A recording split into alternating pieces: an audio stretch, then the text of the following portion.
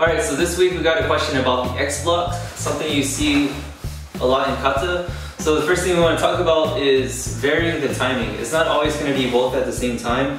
You always think you want to somehow engage your hips, so there's this type of circular motion to it, rather than...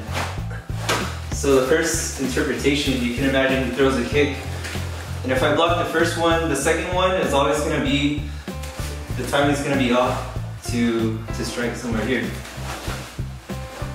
Motion here, or he throws a punch.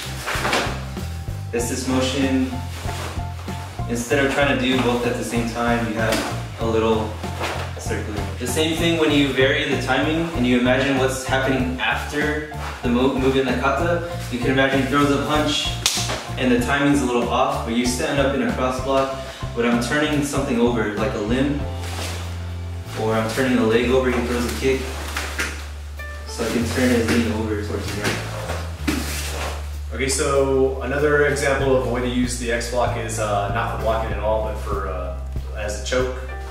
So commonly used like in judo especially, is grabbing up here into the collar and sinking across that leg, which can come from either, you know, when somebody's backed up into a wall, or if you're even after a throw over on top.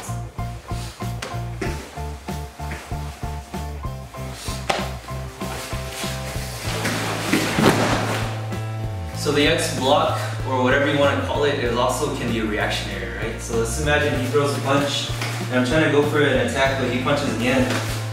And notice how my hands crisscross here as I turn him over. Again, we're creating this X image, and I can just put my leg in the front and take him straight down. So another variation on the X blocks are chokes from the back. So you can imagine I'm pulling the collar this way and pulling underneath to get this cross here. Now see, if he defends, I can grab this hand or put it behind his head, and notice the X block here as well.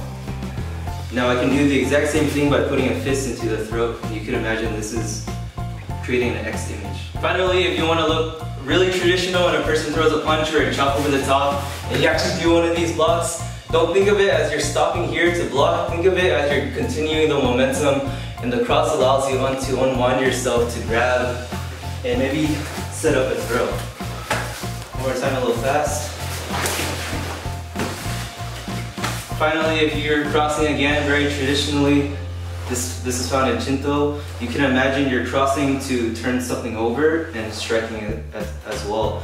So he throws a punch here, and I cross somehow just because I practice kata like this all the time. Well, the top hand can grab the bottom hand and strike